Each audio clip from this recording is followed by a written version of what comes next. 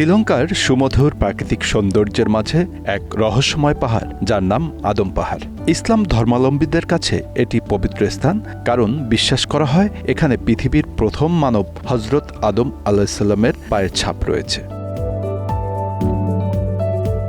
এই পবিত্র পাহাড় শুধুমাত্র মুসলমানদের কাছেই নয়, বরং বৌদ্ধ, হিন্দু ও খ্রিস্টানদের কাছেও পবিত্র স্থান হিসেবে গৃহীত। বৌদ্ধদের কাছে এটি বুদ্ধের পদচিহ্ন, হিন্দুরা একে শিবের পদচিহ্ন হিসেবে পূজা করে, আর খ্রিস্টানরা ভাবেন এটি সেন্ট থমাসের চিহ্ন।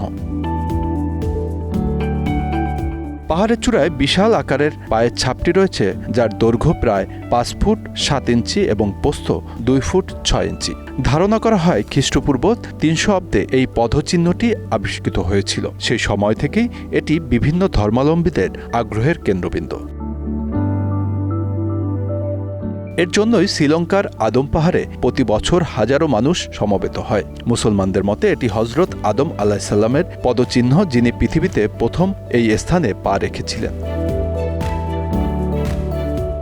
কিন্তু এই পদচিহ্ন নিয়ে বিভিন্ন ধর্মের বিশ্বাস ভিন্ন ভিন্ন।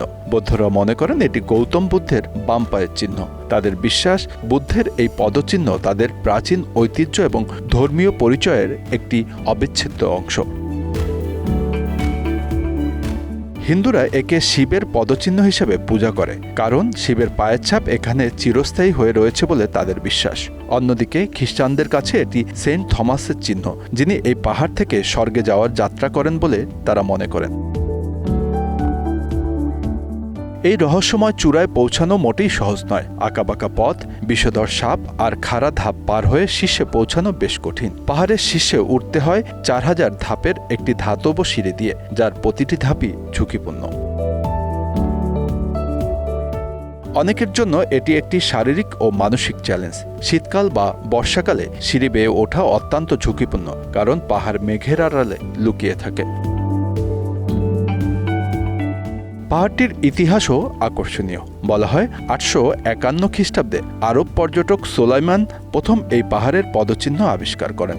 পরবর্তীতে ইবনে বতুতা ও মার্কো পোলো সহ অনেক পর্যটক এই পাহাড়ে ভ্রমণ করেন।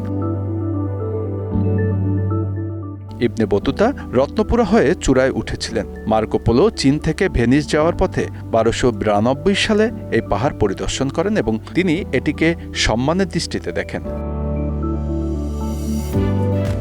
পাহাড়ের চূড়ায় ওঠার সিঁড়িটি কখন তৈরি হয়েছিল বা কে নির্মাণ করেছিলেন তা এখনও অজানা। শীর্ষে পৌঁছাতে কমপক্ষে 12 থেকে 16 ঘন্টা সময় লাগে। তবে এই ঝুঁকি নিয়েও বহু পর্যটক শীর্ষে পৌঁছে বিস্ময়ের সাথে সেই পদচিহ্নের প্রতি শ্রদ্ধা নিবেদন করেছেন। The sacred footprint, a culture history of Adam peak বইটিতে আদম পাহাড় সম্পর্কে বহু তথ্য রয়েছে। ইতিহাসবিদরা মনে করেন যে এই চূড়াটি শ্রীলঙ্কার ইতিহাস লেখার বহু আগে থেকেই বিখ্যাত ছিল। পাহাড়ের উচ্চতা 2243 মিটার এবং এটি এমন এক স্থানে অবস্থিত যা ভারত মহাসাগর থেকেও দৃশ্যমান। আদম পাহাড় একটি রহস্যময় ও চিরন্তন আকর্ষণ। হাজারো পর্যটকের চরম কৌতূহল আর বিভিন্ন ধর্মের বিশ্বাস একত্রিত করে রেখেছে এই পবিত্র স্থানটিকে। পাহাড়ের প্রতিটি পাথর যেন এক একটি ইতিহাসের অধ্যায়, প্রতিটি ধুলোকণা যেন এক একটি রহস্য। এভাবেই আদম পাহাড় যুগের পর যুগ ধরে আমাদের ভাবতে বাধ্য করেছে, এখানে কি সত্যিই লুকিয়ে আছে আদিম মানবের পদচিহ্ন, নাকি এটি প্রাকৃতিক কোনো খেলা? উত্তর যাই হোক না কেন, আদম পাহাড় আজও আমাদেরকে সম্মোহিত করে।